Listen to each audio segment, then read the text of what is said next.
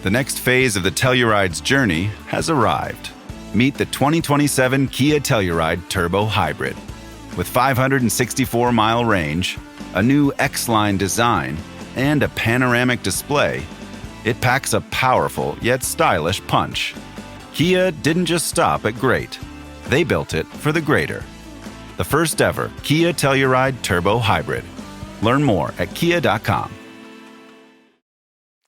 One crunchy bite of a Hershey's Cookies and Cream Bar, and I'm taken right back to college move-in day. I was a little overwhelmed by the newness of it all. Boxes were everywhere, I needed a break from unpacking. But just as I was able to take a breath and open my Hershey's Cookies and Cream Bar, my new roommate Rachel walked in. I offered her a piece, but she said no. Then after a beat, she said, "Actually, those are my favorite ones." We laughed. The ice was broken, and we've been friends ever since. Hershey's. It's your happy place. Desde antes de que el tiempo comenzara a contar sus segundos, desde antes de que las estrellas fueran colocadas en sus órbitas, había un plan. Un plan tan profundo, tan estratégico, que requería la creación de un ser celestial único. No cualquier ángel serviría para lo que estaba por venir. La rebelión ya se gestaba en el corazón de Lucifer, y Dios, en su omnisciencia, sabía que necesitaría un comandante para sus ejércitos celestiales. Es aquí donde entra Miguel, cuyo nombre mismo revela su propósito. ¿Quién es como Dios? No es solo una pregunta retórica, es una declaración de guerra contra todo espíritu de soberbia y rebelión. Mientras Lucifer proclamaba en su corazón, seré semejante al Altísimo, Miguel fue creado para proclamar exactamente lo opuesto. Nadie es como Dios, nadie puede igualarse a Él. La Escritura nos revela en Daniel capítulo 10, versículo 13, que Miguel es llamado uno de los principales príncipes. Esta expresión en hebraico sugiere que él forma parte de un consejo celestial muy exclusivo, los arcángeles que están en la presencia directa del Altísimo. Pero entre todos ellos, Miguel tiene una designación especial, es el guerrero, el comandante militar del cielo. ¿Por qué Dios necesitaría un guerrero en el cielo? Porque él sabía lo que estaba por venir. La rebelión de Lucifer no fue una sorpresa para Dios, fue permitida dentro de sus propósitos soberanos, y para esa batalla que sacudiría los fundamentos del universo, Dios preparó a Miguel desde antes de la fundación del mundo. Cuando leemos en Apocalipsis capítulo 12, versículos 7 al 9, sobre la guerra en el cielo, vemos que Miguel no actúa por impulso propio, sino que Miguel y sus ángeles lucharon contra el dragón. Él ya tenía un ejército asignado, una estructura militar celestial bajo su comando. Esto nos muestra que la creación de Miguel no fue casual, fue estratégica. La razón sorprendente por la cual Dios creó a Miguel se revela cuando entendemos que él no es solo un ángel poderoso, sino el guardián del plan eterno de redención. Cada vez que las fuerzas del mal intentan interrumpir el cronograma divino, Miguel se levanta. Cada vez que el enemigo trata de torcer la historia profética, ahí está Miguel para enderezarla. En el libro de Judas, versículo 9, vemos a Miguel disputando con el diablo por el cuerpo de Moisés. ¿Por qué esta disputa? Porque Moisés tenía un papel que cumplir en el futuro, apareciendo glorificado junto a Elías en la transfiguración de Cristo. Miguel protegía no solo un cuerpo, sino un propósito eterno. Esta es la razón sorprendente. Dios creó a Miguel como el guardián de su cronograma profético, el protector de su plan de salvación, el guerrero que asegura que nada ni nadie pueda torcer la historia de la redención. Miguel no es solo fuerte, es estratégico, no solo lucha, protege el futuro que Dios ya escribió. Hay momentos en la historia donde Dios toma decisiones que van más allá de lo que los ojos humanos pueden comprender. Una de esas decisiones fue designar a Miguel, el arcángel más poderoso del cielo, como príncipe exclusivo de una nación que aún no había nacido. Cuando Dios llamó a Abraham y le prometió hacer de él una gran nación, también estaba asignando un guardián celestial para esa promesa. En el capítulo 10, versículo 21, Miguel es llamado vuestro príncipe, refiriéndose específicamente al pueblo de Israel. Esta no es una designación temporal o simbólica, es una comisión eterna que trasciende las circunstancias políticas o geográficas. Miguel no solo protege a Israel como nación, sino que guarda el propósito profético que esa nación representa en el plan de Dios. ¿por qué Dios designaría al arcángel más poderoso para una sola nación? La respuesta está en la promesa hecha a Abraham: en ti serán benditas todas las familias de la tierra. Israel no es solo un pueblo más, es el conducto por el cual la salvación llegaría a toda la humanidad. A través de Israel vendría la ley, los profetas y finalmente el Mesías. Satanás, conociendo esta realidad, ha dirigido su furia milenaria contra este pueblo. Cada intento de exterminio, desde Faraón hasta Hitler, desde los babilonios hasta los romanos, ha sido parte de una estrategia espiritual para interrumpir el plan de redención. Pero Miguel ha estado ahí, invisible pero activo, frustrando cada plan del enemigo. La historia de Israel está llena de liberaciones sobrenaturales que van más allá de la explicación humana. Cuando los ejércitos combinados de varias naciones han rodeado a Israel, cuando la extinción parecía inevitable, algo siempre ocurría para cambiar el curso de la historia. Ese algo tiene nombre: Miguel. En el libro de Daniel, capítulo 12, versículo 1, se nos dice que en el tiempo del fin se levantará Miguel, el gran príncipe que está de parte de los hijos de tu pueblo. Esto no es futuro lejano, es una realidad que se aproxima con cada día que pasa. Miguel no solo ha protegido a Israel en el pasado, se levantará con poder aún mayor en los días finales. Esta protección no es nacionalista ni racial, es profética. Miguel protege a Israel porque protege las promesas de Dios. Él sabe que el cumplimiento de todas las profecías bíblicas depende de que Israel esté en el lugar correcto, en el tiempo correcto, cumpliendo el papel que Dios le asignó desde el principio. Pero hay algo más profundo aquí. Miguel no solo es príncipe de Israel físico, sino también de todos los que han sido injertados en las promesas de Abraham por la fe. Todos los que han creído en el Mesías que vino de Israel forman parte del Israel espiritual que Miguel protege. La razón por la cual Miguel recibió esta designación especial es porque Dios necesitaba asegurar que su plan de salvación no fuera interrumpido. A través de Israel vendría la salvación del mundo, y Miguel es el guardián celestial de esa promesa. Antes de que el primer ser humano respirara, antes de que la tierra girara por primera vez, hubo una guerra. No una guerra entre ejércitos humanos, sino una batalla cósmica que sacudió los fundamentos del universo. En el corazón de esa guerra estaba Miguel, enfrentando al ser que una vez fue llamado Lucifer, el portador de luz. Apocalipsis capítulo 12, versículos 7 al 9, nos da un vistazo a esta batalla monumental. Después hubo una gran batalla en el cielo. Miguel y sus ángeles lucharon contra el dragón, y lucharon el dragón y sus ángeles, pero no prevalecieron, ni se halló ya lugar para ellos en el cielo. Y fue lanzado fuera el gran dragón, la serpiente antigua, que se llama Diablo y Satanás, el cual engaña al mundo entero. Fue arrojado a la tierra, y sus ángeles fueron arrojados con él. Esta no fue una batalla improvisada. Miguel no se levantó por impulso propio. Él actuó bajo órdenes directas del Altísimo, como comandante de los ejércitos celestiales. La rebelión de Lucifer había llegado al punto donde ya no podía ser tolerada en la presencia santa de Dios, y Miguel fue el instrumento elegido para ejecutar el juicio. ¿Qué había llevado a esta guerra? Lucifer, perfecto en belleza y sabiduría, se había llenado de orgullo. En Ezequiel capítulo 28, versículos 12 al 17, vemos su descripción. Perfecto eras en todos tus caminos desde el día que fuiste creado, hasta que se halló en ti maldad. A causa de la multitud de tus contrataciones fuiste lleno de iniquidad y pecaste, por lo que yo te eché del monte de Dios. El conflicto no era sobre poder militar, era sobre adoración. Lucifer quería ser adorado como Dios y arrastró consigo a la tercera parte de los ángeles del cielo. Pero Miguel, cuyo mismo nombre significa «¿Quién es como Dios?», Component Placement, se convirtió en el estandarte de la fidelidad celestial. La victoria de Miguel no fue por fuerza bruta, sino por autoridad divina. Él no luchaba por sí mismo, sino en nombre del Dios que lo había creado. Esta es la diferencia crucial entre Miguel y Lucifer. Uno luchaba para exaltarse, el otro luchaba para exaltar a Dios.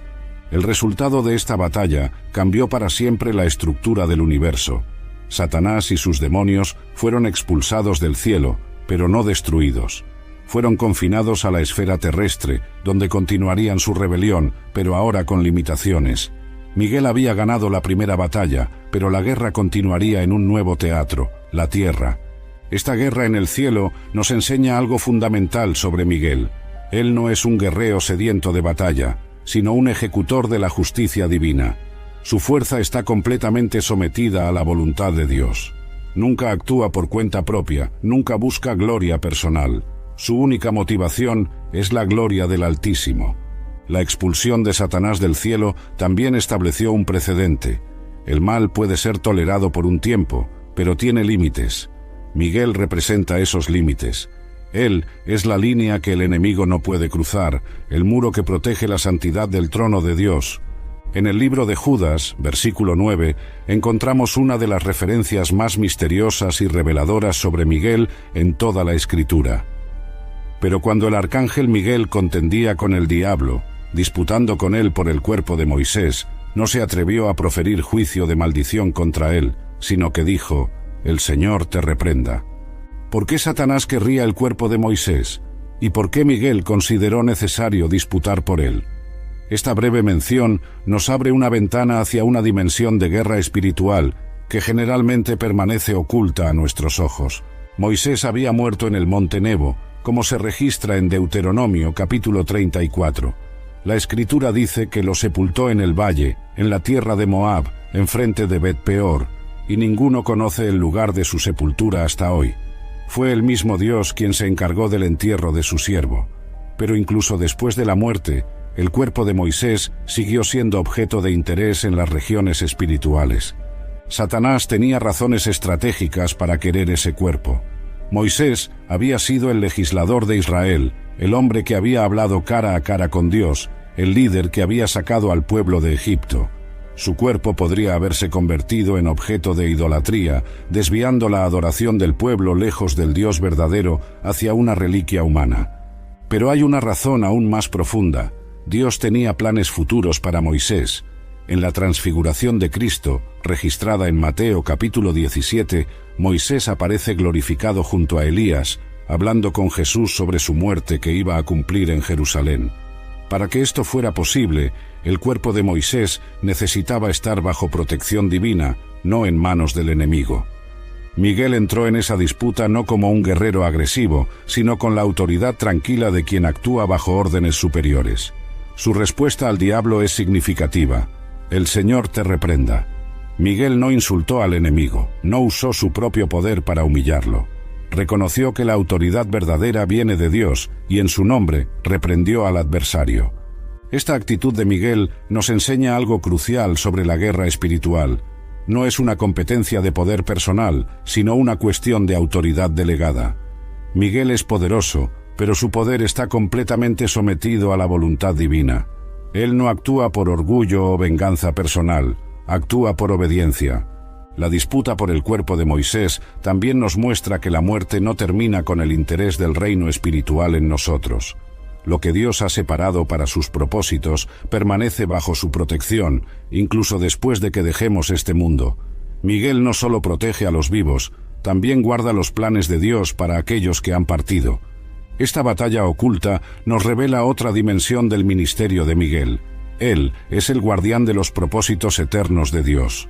Cuando el enemigo trata de interferir con el cronograma divino, Miguel se interpone.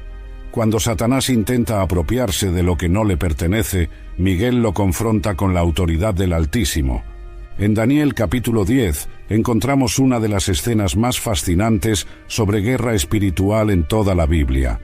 Daniel había estado ayunando y orando durante 21 días, buscando entendimiento sobre el futuro de su pueblo. La respuesta tardaba, pero no porque Dios no hubiera escuchado. Había una batalla invisible desarrollándose en las regiones celestiales. Cuando finalmente el ángel llega a Daniel, le explica la razón del retraso. Mas el príncipe del reino de Persia se me opuso durante 21 días, pero he aquí Miguel, uno de los principales príncipes, vino para ayudarme y quedé allí con los reyes de Persia. Daniel capítulo 10, versículo 13. Este pasaje nos revela algo extraordinario.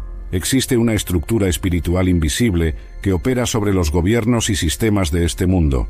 El príncipe del reino de Persia no era un ser humano, sino una entidad demoníaca que tenía influencia sobre aquel imperio. Y este ser estaba impidiendo que la revelación de Dios llegara a su profeta. Por 21 días completos hubo una batalla en los cielos. Daniel oraba en la tierra sin saber que su oración había activado un conflicto espiritual de dimensiones cósmicas. El ángel enviado con la respuesta estaba siendo bloqueado por fuerzas demoníacas hasta que Miguel intervino. Miguel no vino como refuerzo de emergencia, vino como el comandante supremo que puede romper cualquier resistencia espiritual. Su sola presencia cambió el equilibrio de la batalla. El versículo 13 dice que Miguel vino para ayudarme, pero la palabra hebrea sugiere algo más profundo. Miguel vino para tomar control de la situación. ¿Por qué era tan importante que Daniel recibiera esa revelación? Porque contenía información crucial sobre el tiempo del fin, sobre el surgimiento y caída de imperios, sobre la venida del Mesías. El enemigo sabía que si Daniel comprendía estas verdades, las registraría para las generaciones futuras, y eso fortalecería la fe del pueblo de Dios en los tiempos difíciles. Satanás siempre ha intentado bloquear la comunicación entre el cielo y la tierra. Él sabe que cuando el pueblo de Dios recibe revelación profética, se fortalece su esperanza y se clarifican sus propósitos. Por eso levanta resistencias espirituales para impedir que la palabra de Dios llegue a los corazones hambrientos. Miguel, en su papel de guardián del plan profético de Dios, no podía permitir que esa resistencia prevaleciera. Él rompió el bloqueo espiritual, liberó al ángel mensajero y aseguró que Daniel recibiera la revelación que cambiaría la comprensión profética de toda la humanidad. Esta intervención de Miguel nos enseña algo importante sobre la oración. Cuando oramos según la voluntad de Dios, especialmente cuando buscamos entendimiento de su palabra, activamos fuerzas celestiales. Nuestras oraciones no quedan en el vacío, llegan al trono de Dios y movilizan a sus ejércitos. El hecho de que Miguel tuviera que intervenir personalmente muestra la importancia que el cielo le daba a esa revelación. No cualquier ángel podía romper esa resistencia. Se necesitaba al arcángel comandante, al guerrero que nunca ha perdido una batalla. En Daniel capítulo 12, versículo 1, encontramos una de las profecías más escalofriantes y esperanzadoras de toda la Escritura. En aquel tiempo se levantará Miguel, el gran príncipe que está de parte de los hijos de tu pueblo, y será tiempo de angustia, cual nunca fue desde que hubo gente hasta entonces, mas en aquel tiempo será libertado tu pueblo, todos los que se hallen escritos en el libro. En aquel tiempo no es una referencia vaga, es un momento específico en la historia humana, un tiempo que se aproxima con cada día que pasa. Es el tiempo cuando la maldad alcance su punto máximo, cuando los sistemas de este mundo se alineen contra todo lo que represente a Dios, cuando la persecución contra los fieles sea sistemática y global. Miguel se levantará. Esta expresión en hebraico sugiere más que ponerse de pie. Implica tomar acción decisiva, asumir control total de una situación. Durante milenios, Miguel ha estado activo pero relativamente contenido. En el tiempo del fin, esa contención terminará. Él se levantará con todo el poder y autoridad que Dios le ha delegado. ¿Por qué será necesaria esta intervención directa de Miguel? Porque la angustia que vendrá será cual nunca fue desde que hubo gente hasta entonces. Esta no será una crisis ordinaria, ni una persecución regional, ni un conflicto entre naciones. Será un tiempo cuando las fuerzas del mal se unan en un esfuerzo final para eliminar todo rastro de la verdad de Dios de la tierra. Los sistemas políticos, económicos y religiosos convergerán en una alianza global contra los que guardan los mandamientos de Dios y tienen el testimonio de Jesucristo. La presión será tan intensa que muchos que parecían firmes en la fe cederán ante la persecución. Será un tiempo de prueba como nunca antes ha existido.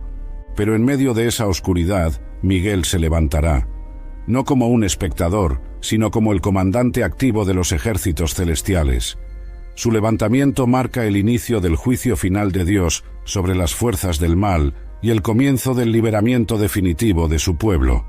La promesa es específica: será libertado tu pueblo, todos los que se hallen escritos en el libro. No es una salvación genérica o masiva, es personal, individual, basada en un registro celestial. Cada nombre escrito en el libro de la vida está bajo la protección personal de Miguel. Este libro de la vida no es una lista cambiante o incierta, es el registro eterno de aquellos que han puesto su fe en el Cordero inmolado desde antes de la fundación del mundo. Miguel conoce cada nombre en ese libro. Él sabe exactamente por quién debe luchar, a quién debe proteger, cuándo debe intervenir. El levantamiento de Miguel en el tiempo del fin también marca el cierre de la historia de este mundo tal como lo conocemos. Su intervención será tan visible y poderosa que incluso los enemigos de Dios reconocerán que el cielo se ha movido. Las fuerzas del mal que parecían invencibles serán quebrantadas por su poder. Esta profecía no es para generar temor, sino esperanza. En los días más oscuros de la historia humana, cuando parezca que el mal ha triunfado, cuando los fieles se sientan abrumados y abandonados, Miguel se levantará. Y cuando él se levante, la victoria estará asegurada. Hay un momento glorioso aproximándose, un momento cuando el cielo se abrirá y el Rey de Reyes descenderá en majestad indescriptible. Y en ese momento supremo de la historia humana, una voz se alzará por encima de todas las demás, la voz del arcángel Miguel, anunciando el regreso triunfal del Mesías. Primera de Tesalonicenses capítulo 4, versículo 16, nos da esta revelación extraordinaria. Porque el Señor mismo con voz de mando, con voz de arcángel y con trompeta de Dios, descenderá del cielo, y los muertos en Cristo resucitarán primero. La voz de arcángel que se menciona aquí es la voz de Miguel. Después de milenios de batallas silenciosas, de intervenciones invisibles, de guerras espirituales peleadas en las sombras, finalmente Miguel alzará su voz de manera audible para toda la creación, y esa voz tendrá un poder que trascenderá las leyes físicas conocidas. ¿Por qué es Miguel quien anuncia la segunda venida? Porque él ha sido, desde el principio, el guardián del plan de redención. Ha protegido cada paso del cronograma profético, ha luchado contra cada intento del enemigo de torcer la historia de la salvación. Ahora, en el momento culminante de ese plan, es apropiado que sea él quien proclame su consumación. Su voz mezclada con la trompeta de Dios no será solo un anuncio, será un comando con poder creativo. Cuando Miguel hable, los muertos en Cristo que han dormido por siglos y milenios se levantarán. Su voz penetrará las tumbas, atravesará el tiempo y despertará a todos los que murieron con fe en el Salvador. Este no es un evento silencioso o privado. Cuando Miguel alce su voz, toda la creación la escuchará. Los que han rechazado a Cristo temblarán ante ese sonido, porque reconocerán la voz del guerrero que han resistido durante toda su vida. Los que han creído se regocijarán, porque será la voz de su protector celestial, anunciando su liberación final. La voz de Miguel en este momento representa la unión perfecta entre la justicia y la misericordia de Dios. Es la voz de la justicia que finalmente se manifiesta contra todo mal, pero también es la voz de la misericordia que llama a los redimidos a su hogar eterno. Durante siglos, Miguel ha hablado en los tribunales celestiales, ha dado órdenes a los ejércitos angelicales, ha reprendido a los demonios. Pero nunca su voz había sido escuchada por oídos humanos de manera directa. En la segunda venida, esa voz traspasará el velo entre lo visible y lo invisible. La timing de este anuncio es perfecto. Miguel no habla antes de tiempo, ni después. Su voz se alza exactamente cuando el plan de Dios alcanza su momento designado. Él es el cronometrista divino, el que conoce los tiempos y las sazones del Altísimo. Para los que han vivido en fidelidad, la voz de Miguel será como música celestial, la confirmación de que todas sus esperanzas estaban bien fundadas. Para los que han vivido en rebelión, será como trueno de juicio, la realización de que su tiempo de gracia ha terminado. La voz de Miguel en la segunda venida marca el fin de su papel como guerrero oculto y el comienzo de su ministerio como heraldo de la victoria eterna. Ya no más batallas en las sombras. Ahora la gloria de Dios se manifestará abiertamente y Miguel será parte visible de esa manifestación. Cuando estudiamos el ministerio de Miguel a través de las Escrituras, emerge un patrón claro. Él posee una autoridad única sobre las fuerzas demoníacas que va más allá de la que ejercen otros ángeles. Esta autoridad no es accidental, fue delegada específicamente por Dios para los propósitos de la guerra espiritual que se libra desde la caída de Lucifer. En Judas, versículo 9, vemos a Miguel confrontando directamente al diablo, no con temor o incertidumbre, sino con la autoridad tranquila de quien conoce exactamente cuál es su lugar en la jerarquía celestial. El Señor te reprenda no es una súplica, es una declaración de autoridad divina canalizada a través del arcángel. Esta autoridad sobre los demonios se manifiesta de manera diferente a cómo opera la autoridad humana. Miguel no necesita gritar, amenazar o hacer demostraciones de poder. Su sola palabra, respaldada por la autoridad de Dios, es suficiente para hacer retroceder a las huestes infernales más poderosas. En Daniel capítulo 10, cuando el príncipe demoníaco de Persia resistía al ángel enviado con la revelación profética, la intervención de Miguel cambió inmediatamente el equilibrio de fuerzas. Los 21 días de resistencia terminaron abruptamente cuando Miguel apareció en escena. Esto nos muestra que existe una jerarquía espiritual donde Miguel ocupa una posición suprema entre las fuerzas del bien. ¿De dónde viene esta autoridad tan específica? Del hecho de que Miguel fue designado como el comandante supremo de los ejércitos celestiales en la guerra original contra Lucifer. Cuando expulsó al dragón del cielo junto con la tercera parte de los ángeles rebeldes, Miguel estableció su autoridad sobre todas las fuerzas demoníacas. Ellos conocen su poder porque ya lo han experimentado.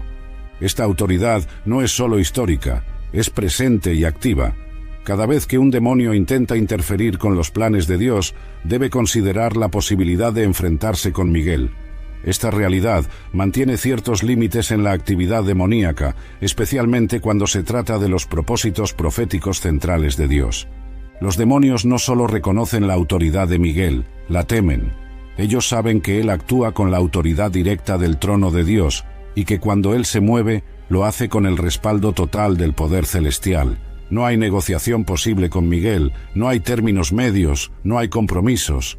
Esta autoridad también se extiende sobre los sistemas espirituales que operan detrás de los gobiernos y estructuras humanas. Como vimos en Daniel, existen príncipes demoníacos sobre naciones y regiones.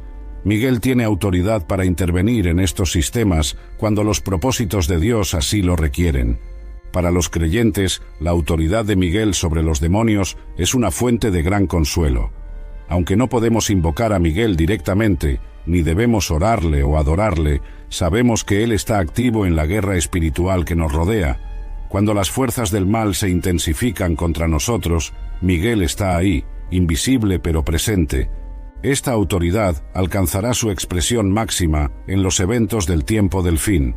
Apocalipsis capítulo 12 nos muestra que será Miguel quien finalmente expulse a Satanás de su acceso limitado a los cielos, confinándolo definitivamente a la esfera terrestre. Será el golpe final en una guerra que comenzó antes de la creación del mundo. A lo largo de toda la historia sagrada hay un hilo conductor que conecta las apariciones de Miguel. Él siempre se manifiesta como defensor de aquellos que pertenecen a Dios. No es un guerrero aleatorio que lucha por el placer de la batalla, es el guardián designado de los fieles, el protector celestial de los que han puesto su confianza en el Altísimo. Esta función de defensor se ve claramente en Daniel capítulo 12, versículo 1, donde es llamado el gran príncipe que está de parte de los hijos de tu pueblo. La expresión estar de parte de, en hebraico, implica una defensa activa, no una simpatía pasiva. Miguel no solo siente compasión por el pueblo de Dios, actúa en su defensa.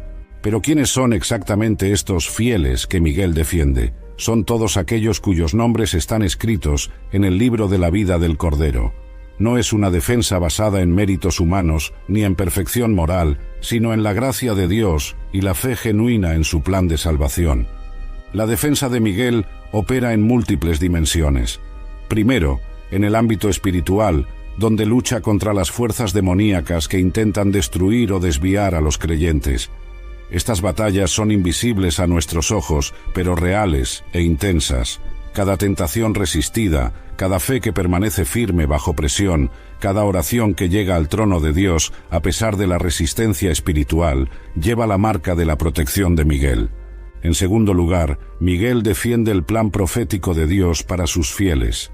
Él asegura que las promesas divinas se cumplan exactamente como fueron dadas.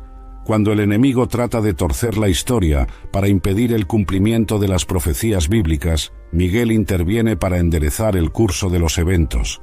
Esta defensa también incluye la protección de la revelación divina. Como vimos en Daniel capítulo 10, Miguel rompió la resistencia demoníaca para asegurar que la palabra profética llegara al profeta.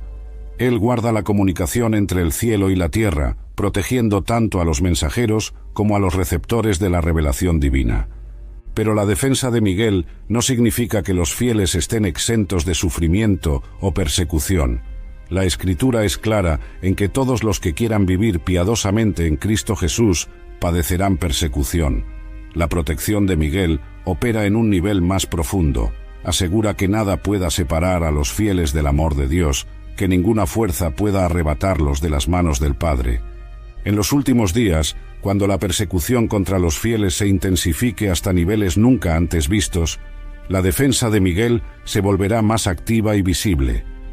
Daniel capítulo 12 promete que en aquel tiempo será libertado tu pueblo, todos los que se hallen escritos en el libro. Esta liberación será ejecutada por Miguel y sus ejércitos angelicales. La defensa de Miguel es personal e individual. Él conoce cada nombre escrito en el libro de la vida. Sabe dónde está cada creyente, cuáles son sus luchas, cuándo necesitan protección especial. No es una defensa genérica o impersonal, es el cuidado específico de un comandante que conoce personalmente a cada uno de sus soldados. Para los creyentes de hoy, saber que Miguel está activo en su defensa debería ser fuente de gran fortaleza y paz. Aunque no lo vemos, aunque las batallas espirituales permanecen invisibles, podemos tener la certeza de que el guerrero más poderoso del cielo está de nuestro lado. Cuando las páginas finales de la historia humana sean escritas, cuando el último eco de la guerra espiritual se desvanezca en el silencio de la victoria eterna, Miguel tendrá un lugar especial en el reino que no tiene fin. Su papel no terminará con la segunda venida de Cristo, se transformará en algo aún más glorioso. Apocalipsis, capítulo 21, nos da una visión de la Nueva Jerusalén, donde Dios habitará eternamente con su pueblo. En esa ciudad perfecta, donde no habrá más muerte, ni llanto, ni dolor, Miguel tendrá su lugar como uno de los principales administradores del orden celestial, ya no como guerrero, sino como guardián de la paz eterna. La experiencia que Miguel ha acumulado a través de milenios de guerra espiritual lo ha preparado para esta nueva fase de su ministerio. Él conoce íntimamente las tácticas del enemigo, ha visto todos los intentos de rebelión contra Dios, ha protegido cada aspecto del plan de redención. Esta experiencia será invaluable en un reino donde la rebelión nunca más podrá surgir. En el reino eterno, Miguel servirá como testimonio viviente de la fidelidad que es posible mantener incluso en medio de la guerra más intensa. Su ejemplo inspirará a los redimidos por toda la eternidad, recordándoles que la lealtad a Dios siempre vale la pena, sin importar el costo. Las 12 puertas de la Nueva Jerusalén, cada una custodiada por un ángel según Apocalipsis capítulo 21, versículo 12, probablemente tendrán a Miguel en una posición de supervisión general. Su autoridad sobre los demás ángeles continuará, pero ahora al servicio de la administración de la gloria divina, no de la guerra contra las tinieblas. Los redimidos de todas las edades podrán finalmente conocer personalmente a quien fue su protector invisible durante sus luchas terrenales. Historias que nunca supieron, batallas que se libraron en su favor, intervenciones que cambiaron el curso de sus vidas, todo será revelado. Miguel será honrado no solo por Dios, sino por cada alma que él ayudó a proteger. En el reino eterno, la pregunta que dio origen al nombre de Miguel, ¿quién es como Dios?, encontrará su respuesta más completa. Por toda la eternidad, esa pregunta resonará como una declaración de la unicidad absoluta del Creador, y Miguel será el testigo principal de esa verdad. El futuro glorioso de Miguel también incluye su participación en los consejos eternos de Dios. Como uno de los seres creados que más fielmente ha servido a través de las edades más difíciles, su voz tendrá peso especial en las decisiones que afecten al universo redimido.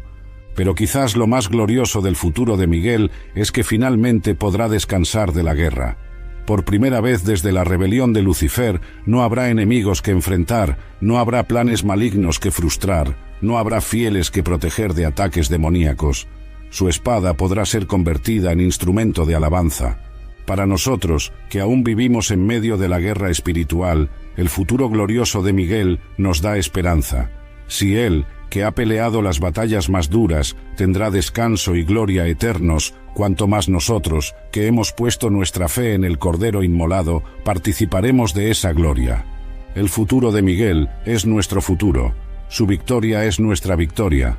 Su descanso será nuestro descanso. Y por toda la eternidad, cada vez que veamos a Miguel en su gloria, recordaremos que Dios creó al arcángel más poderoso por una razón sorprendente, para asegurar que ninguno de los suyos se perdiera en el camino hacia el hogar eterno.